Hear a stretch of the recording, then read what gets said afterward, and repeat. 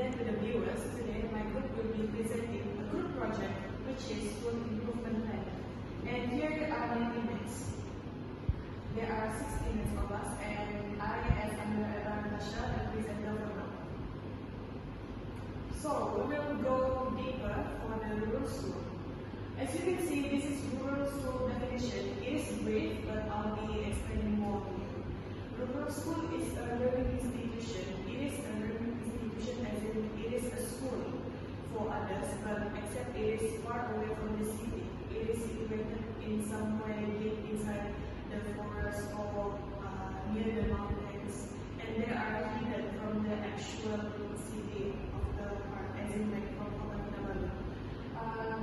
Normally, rural schools are around Tualan and up there near so it has small population because most of the people who resided in near the rural school area is not much, maybe around 1,000 and below people, make it like small population in the school itself.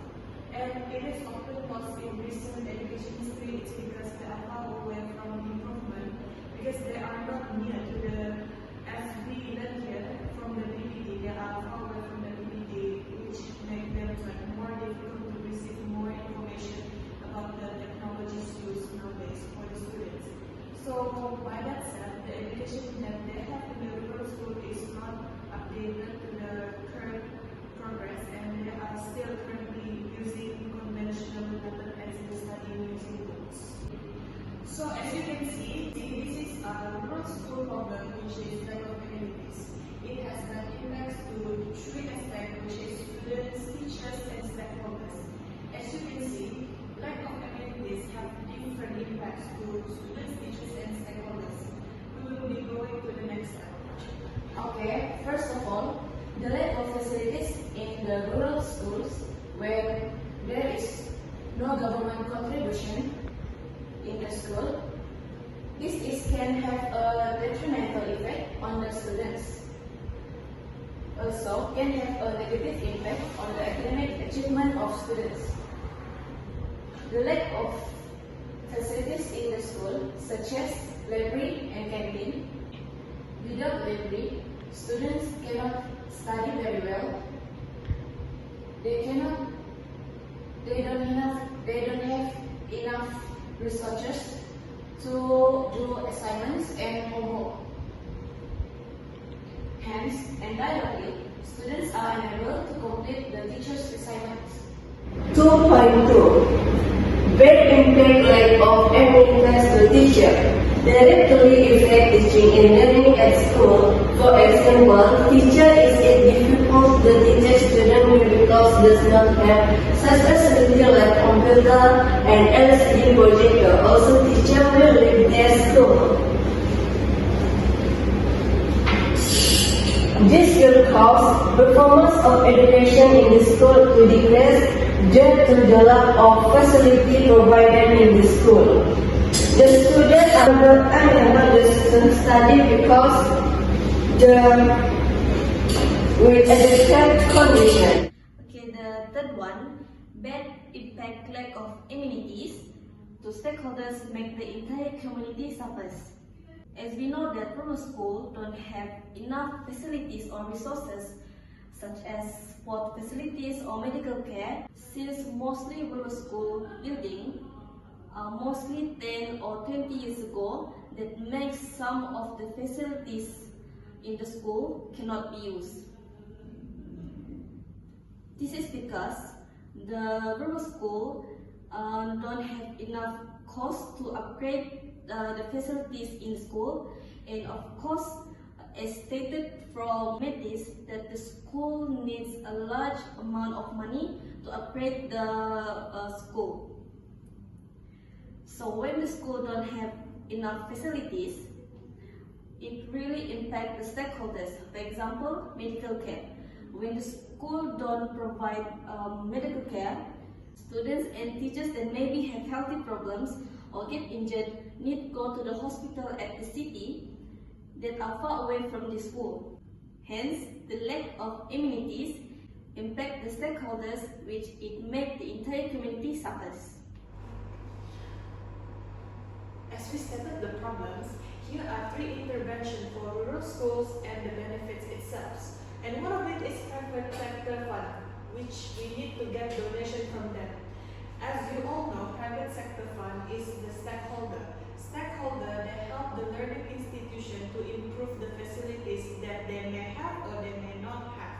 And the benefits from it is, it helps the student or the rural school itself to build strategically from the ground. Okay, in this point, it means that the school, it may not have been improved yet. So when the aids, as in the stakeholders that provide financial aid to the learning institution, it helps the school, rural schools specifically, to build themselves up, improve, as in make more facilities that they can have, as in laboratories, IT room, and maybe a large canteen and a hall.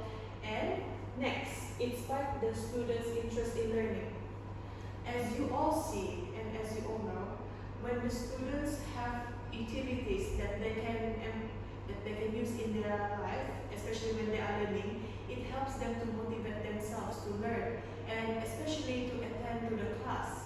So it helps them not only in their knowledge, but helps themselves to build the characteristics that they possess in themselves.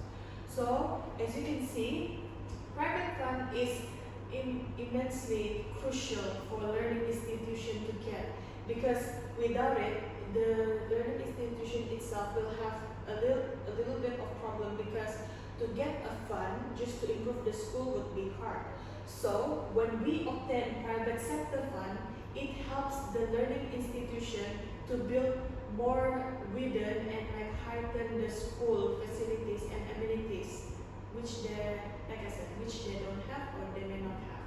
So I emphasize that private sector fund is entirely fundamental for the learning institution to apply, because it really helps them financially and intellectually for the student. Okay, for 3.0, 3 intervention for rural school and benefits. 3.2, increase facilities development so that teachers can use them well to teach their students. And then, for example, LCD projectors, scientific books, and computers. I think for benefits, teachers would certainly be capable in teaching comprehensively, students able to experience the role of technology.